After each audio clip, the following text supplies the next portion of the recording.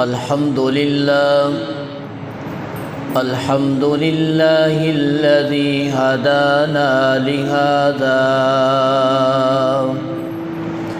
وما كنا لنهتدي لولا أن هدانا الله. الحمد لله الذي لم يتخذ ولدا ولم يكن له شريك من الملك ولم يكن له ولي من الذل وكبره تكبيرا.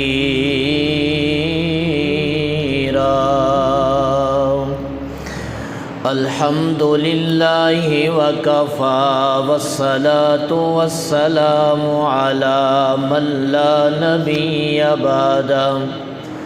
أما بعد فأعوذ بالله السميع العليم من الشيطان الرجيم. بسم الله الرحمن الرحيم.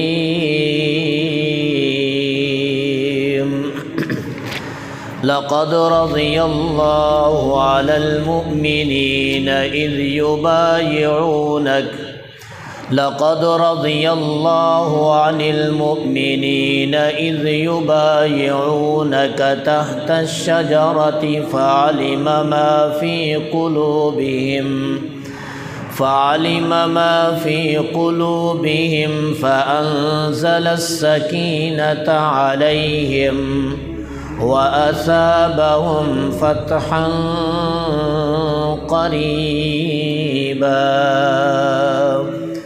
صدق الله مولانا العظيم. قالوا سبحانك لا علم لنا إلا ما علمتنا إنك أنت العليم الحكيم.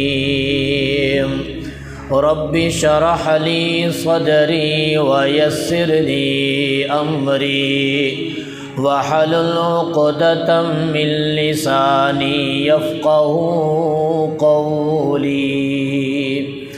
اللهم صل على سيدنا ومولانا محمد وعلى آل سيدنا ومولانا محمد وبارك وسلم وصل عليه. اللہ کیا نام ہے اونچا عثمان غنی کا، اللہ کیا نام ہے اونچا عثمان غنی کا. خریدار ہے مالک ارض سما عثمان غنی کا. ہم بھی ہیں چاہنے والے عثمان غنی کے، ہے سارا زمانہ ہی شیدا عثمان غنی کا. ابوبکر و عمر اور علی ہیں عثمان غنی کے، ابوبکر و عمر اور علی ہیں عثمان غنی کے. محبوب ہے حسنین کا نانا عثمان غنی کا. داماد ہوئے دو بار نبیوں کے نبی کے، داماد ہوئے دو بار نبیوں کے نبی کے. ہے مرتبہ مخلوق میں تنہا عثمان غنی کا. یا رب صل وسلم دائما ابدا علی حبیبک خیر الخلق کلہم.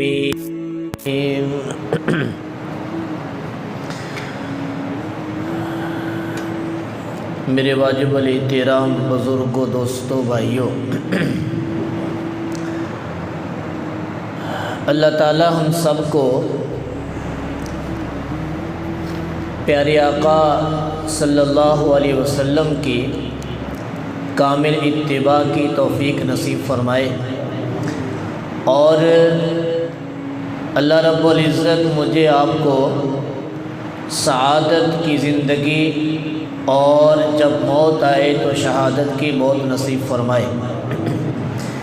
یہ جو جملہ میں نے بولا ہے کہ اللہ ہمیں سعادت کی زندگی نصیب فرمائے اور جب موت آئے تو شہادت کی موت نصیب فرمائے، یہ نعمت کسی کسی کو نصیب ہوتی ہے۔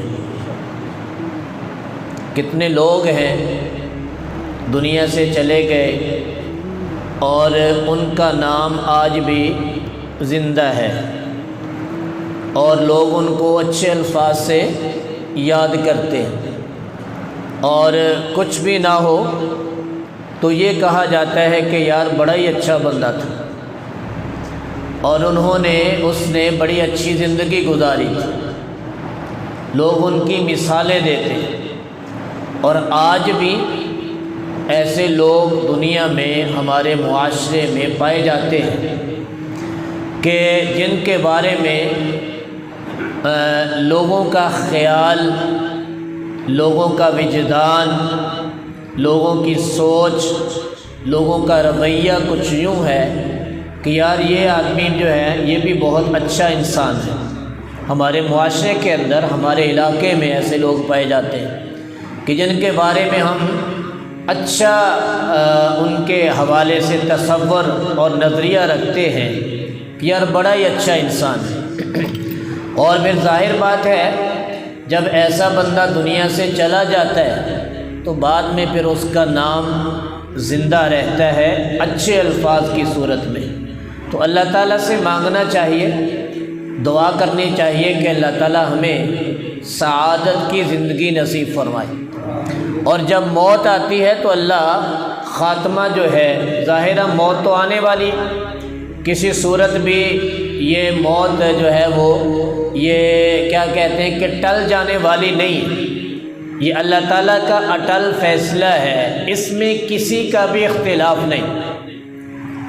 کوئی دہریہ ہو، کافر ہو، مسلمان کا تو عقیدہ ہے کہ ہمیں موت آئے گی، مر جائیں گے، پھر اس کے بعد ہم نے دوبارہ زندہ ہونا ہے، اللہ کے سامنے کھڑا ہونا ہے۔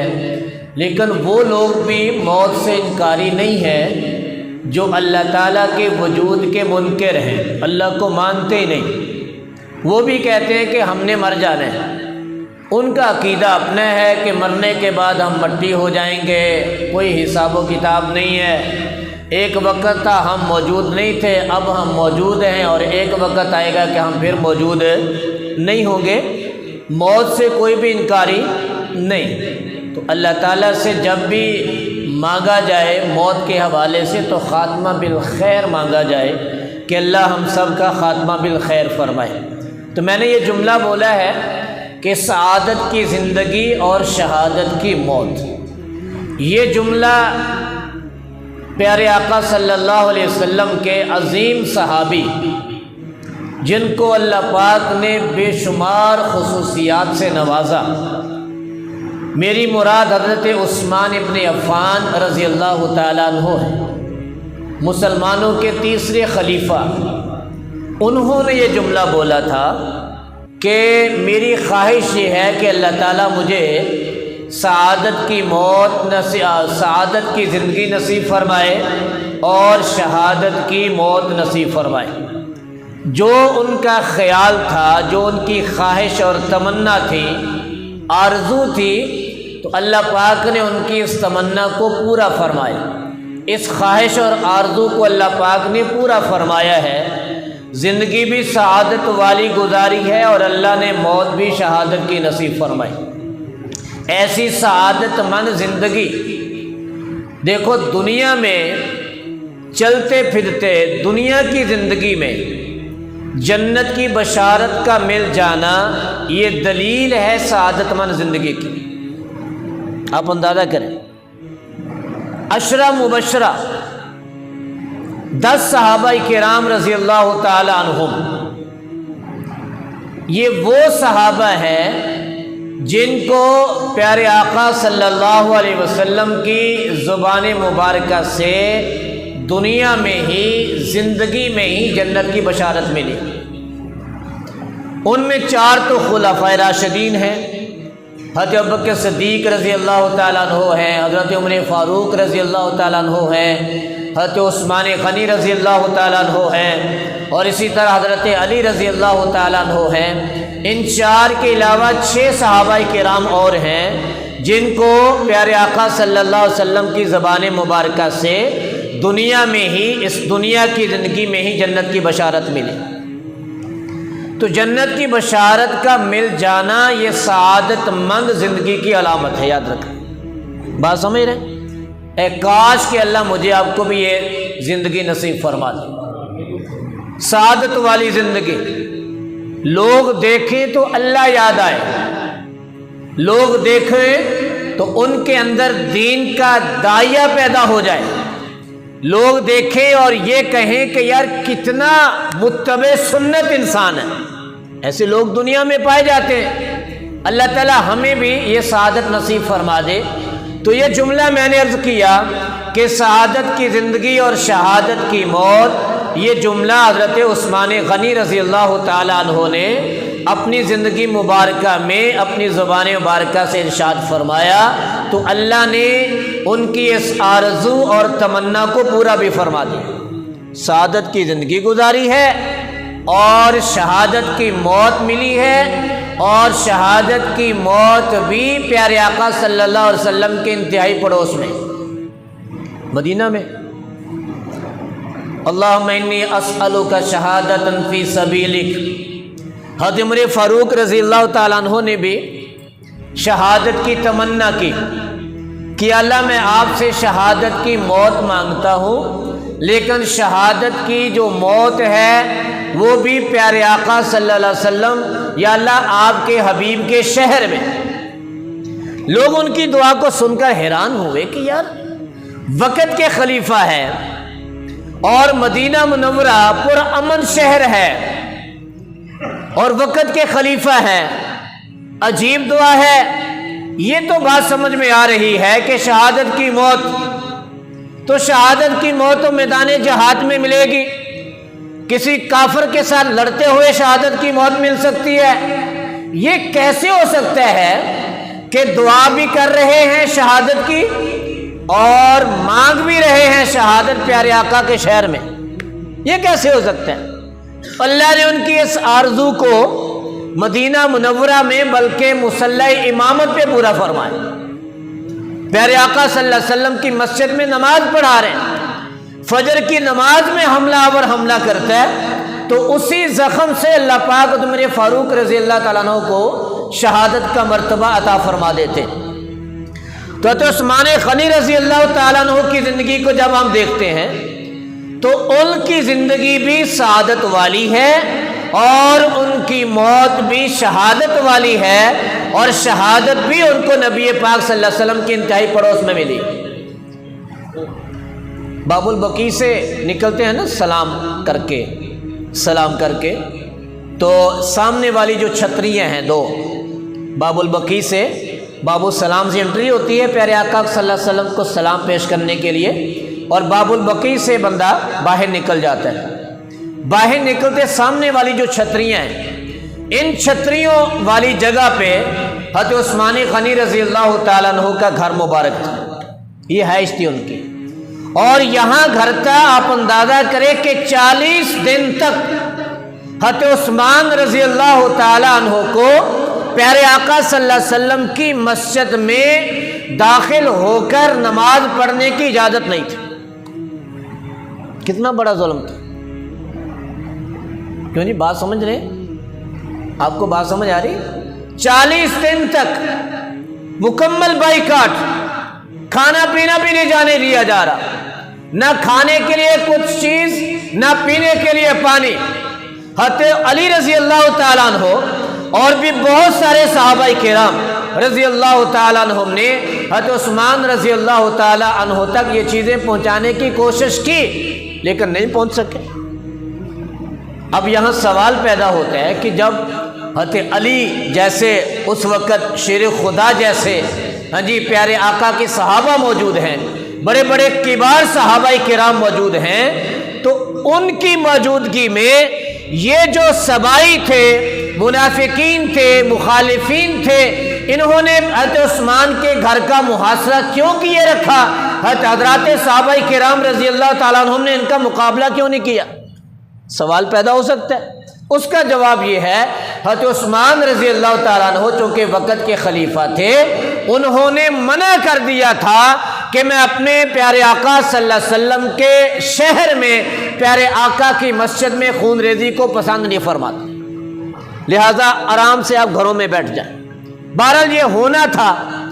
ایک مرتبہ پیارے آقا صلی اللہ علیہ وسلم احد پہاڑ پہ ہیں، احد پہاڑ پہ، تو آپ کے ساتھ ابوبکر ہیں، حضرت عمر فاروق ہیں، حضرت عثمان ابن عفان رضی اللہ تعالیٰ عنہ ہیں۔ یہ تین صحابہ کرام آپ صلی اللہ علیہ وسلم کے ساتھ ہیں، آپ ہیں، چار لوگ احد پہاڑ کی پشت پہ سوار ہیں، احد پہاڑ پہ چڑھے ہوئے ہیں، تو احد پہاڑ ایسے جھومنے لگ گیا، حرکت کرنے لگ گیا، تو آپ علیہ الصلوۃ والسلام نے اسے مخاطب ہو کے کہا اسکن احد، کہ ٹھہر جا احد، تجھے پتہ نہیں ہے کہ تیرے اوپر ایک نبی ہے، ایک صدیق ہے اور 2 شہید ہیں۔ پیشین گوئی دی تھی، بشارت دے دی شہادت کی۔ بہرحال میں عرض کر رہا ہوں، حضرت عثمان رضی اللہ تعالیٰ عنہ نے سعادت کی زندگی گزاری ہے اور شہادت کی اللہ پاک نے موت نصیب فرمائی۔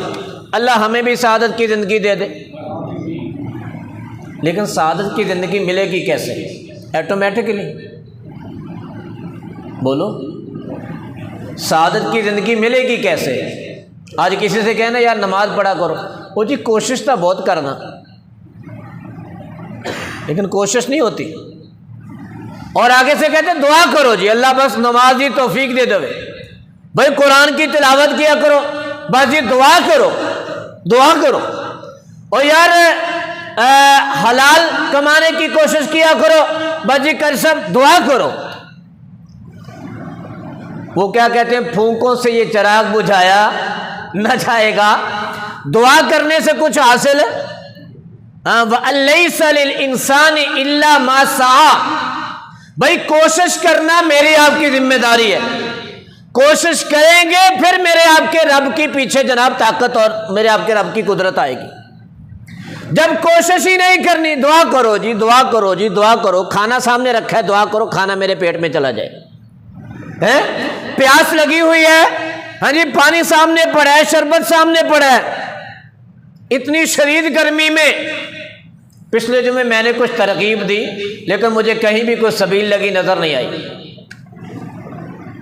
شدید گرمی میں پانی سامنے پڑا ہے، مشروب سامنے پڑا ہے، مول صاحب دعا کریں یہ پانی کا گلاس میرے پیٹ میں چلا جائے، چلا جائے گا؟ بولو یار کیا کرنا ہوگا؟ اس کے لیے کوشش کرنی پڑے گی، اس کے لیے ہاتھ کو ہلانا پڑے گا، ہاتھ میں گلاس کو پکڑنا پڑے گا، ہاں جی منہ تک لانا پڑے گا، بسم اللہ پڑھنی پڑے گی، 3 سانسوں میں پینا پڑے گا، اور بعد میں الحمدللہ کہنا پڑے گا، پھر یہ پانی کا گلاس میری آپ کی پیاس بجھا سکتا ہے۔ پانی پلانا چاہیے تھا؟ بول دو جی گرمی چ کہ نہیں میرا خیال 4 دن کٹ لیے اور محرم شروع ہو لین تو پھر ہی آپ کام شروع کریں گے۔ کیوں جی؟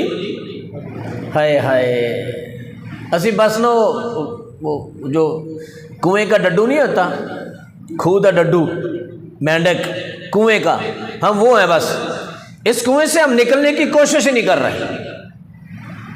ہیں۔ وہ کنویں کے مینڈک کو کسی نے نکال کے سمندر میں ڈال دیا تو وہاں جا کے پریشان ہو گیا، کہتا اچھا وہ جناب اتنی بڑا بھی پانی کا سمندر ہے، میں تو سمجھ رہے تھے بس کنویں ہی ہے، بس میری ساری کائنات یہی ہے۔ ہم اس دلدل میں پھنسے ہوئے، اللہ کرے ہم ان دلدلوں سے نکل جائیں۔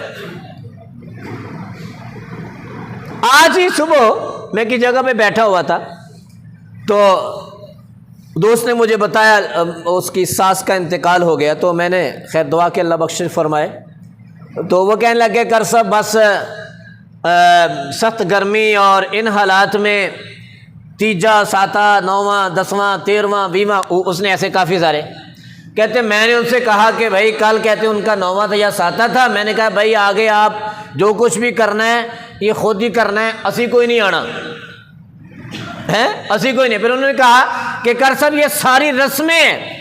میں نے کہا اگر ہماری رسموں سے جان چھوٹ جائے تو ان مشکلات سے بڑی آسانی سے نکل جائیں گے۔ ان رسموں کو اگر توڑا ہے نا کسی حد تک تو مہنگائی نے توڑا ہے، مہنگائی والے حالات نے رسموں کو توڑا ہے، وگرنہ ہم ان رسموں سے نکلنے والے ہیں ہی نہیں۔ رسم ہنا، رسم ہنا ہے نا، رسم ہنا وہ مہندی دی رسم کتنے لکھی ہوئی ہے، رسم ہے، ہم اس کو مانتے ہیں رسم ہے، ہم اس دلدل سے نکلنے کی کوشش ہی نہیں کر رہے۔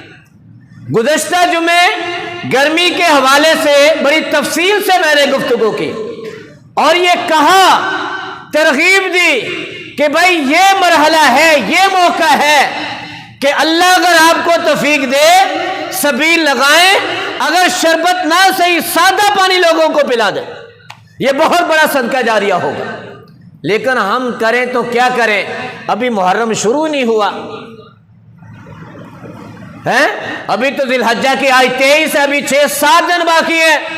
کر صاحب بس 7 دن کٹ لو، اس کے بعد جب محرم شروع ہوگا، یکم سے لے کر 10 محرم تک دیکھنا ہر دکان پہ، ہر چوک اور چوراہے میں جناب سبیلیں لگی ہوئی ہوں گی، اور پھر صرف اکیلے لگا کے نہیں بیٹھے ہوں گے، زبردستی روکتے بھی ہیں، زبردستی روکتے ہیں، رکشے کے آگے، گاڑی کے آگے، ٹرک کے آگے کھڑے ہو جاتے ہیں چھوٹے چھوٹے بچے، اور پائیے ادھر سیرتے کر کے پانی پی کے جا، اب کر کے دیکھ تجھے پتہ بھی چلے، اب کرنا ہے، پانی کا کنواں اب کھدوانا، پانی کے لیے نلکا اب لگوانا، کہیں پمپ لگوانا کہ تیرے اس عمل سے اللہ کی مخلوق سے راب ہو اور تیرے لیے صدقہ جاریہ بنے۔ حضرت عثمان رضی اللہ تعالیٰ عنہ کی بات کر رہا ہوں، پیارے آقا صلی اللہ علیہ وسلم نے دنیا سے 3 چیزوں کو پسند فرمایا، فرمایا مجھے خوشبو پسند ہے، والمرأۃ الصالحہ، مجھے نیک صالح عورت پسند ہے، وقرۃ عینی فی الصلاۃ، اور میری آنکھوں کی ٹھنڈک نماز میں ہے۔ یہ 3 چیزیں پیارے آقا نے پسند فرمائی دنیا میں۔ حضرت بکر صدیق نے 3 پسند کی، حضرت عمر فاروق نے 3 پسند فرمائی، حضرت عثمان رضی اللہ تعالیٰ عنہ کی جب باری آتی وہ بھی کہتے مجھے بھی دنیا سے 3 چیزیں پسند ہیں۔ کون کون سی؟ کہتے مجھے یہ پسند ہے میں بھوکوں کو کھانا کھلاؤں۔ کیا پسند ہے بھوکوں کو؟ مجھے آپ بتائیں، بھوکے کو کھانا کھلانا اس کا تعلق حقوق العباد کے ساتھ ہے، حقوق اللہ کے ساتھ ہے؟ حقوق العباد کے ساتھ ہے، اور حقوق العباد اتنے اہم حق ہیں، اللہ اپنے حقوق کو چھوڑ دیں گے جب تک بندہ معاف نہیں کرے گا تب تک اللہ بھی حقوق العباد کو معاف نہیں کرے گا۔ کسی کو کھانا کھلانا کتنا بڑا عمل ہے۔ ابو داؤد شریف کی حدیث مبارکہ ہے، اگر کسی نے بھوکے کو کھانا کھلایا اللہ پاک جنت میں اس کو ایک محل عطا فرمائیں گے۔ اصل میں ہم نے دیکھا نہیں ہے جنت کا نظارہ یہ معاملہ بھی ہے، ہم نے جنت کا نظارہ کیا نہیں ہے، ہم گنبد خضرا کے پاس سے ہو کے آ جاتے، وہاں ریاض الجنہ میں جا کے نفل پڑھ کے آ جاتے، اپنے آپ کو دنیا کا سب سے بڑا سعادت مند شخص سمجھتے ہیں۔ کیوں جی ایسا ہے کہ نہیں؟ جو گئے ہیں ریاض الجنہ میں وہ اپنے آپ کو خوش نصیب سمجھتے ہیں کہ اللہ نے کتنا بڑا احسان فرمایا، اللہ نے دنیا میں ہمیں جنت دکھا دی۔ مانتے ہو جنت؟ بول دے نہیں، جنت مانتے ہیں؟ ما بین بیتی و منبری روضۃ من ریاض الجنہ او کما قال علیہ الصلوۃ والسلام، فرمایا میرے گھر اور میرے منبر کے درمیان جو یہ زمین کا ٹکڑا ہے یہ جنت کے باغوں میں سے باغ ہے، میرے آپ کے آقا کا فرمان ہے۔ تو جو وہاں چلا گیا، جو وہاں پہنچ گیا، کہتے ہیں میں دنیا کا سب سے خوش نصیب بندہ ہوں، اللہ نے دنیا میں مجھے جنت میں داخل کر دیا۔ ہاں یہ جنت ہے، جنت کا ٹکڑا ہے، لیکن وہ جنت جو اللہ نے سعادت مند لوگوں کو کل مرنے کے بعد دینی ہے، اس جنت کے نعمتوں کے حوالے سے نہ کسی دل میں خیال پیدا ہوا، نہ کسی آنکھ نے ان کو دیکھا، نہ کسی کان نے ان کے بارے میں سن رکھا ہے۔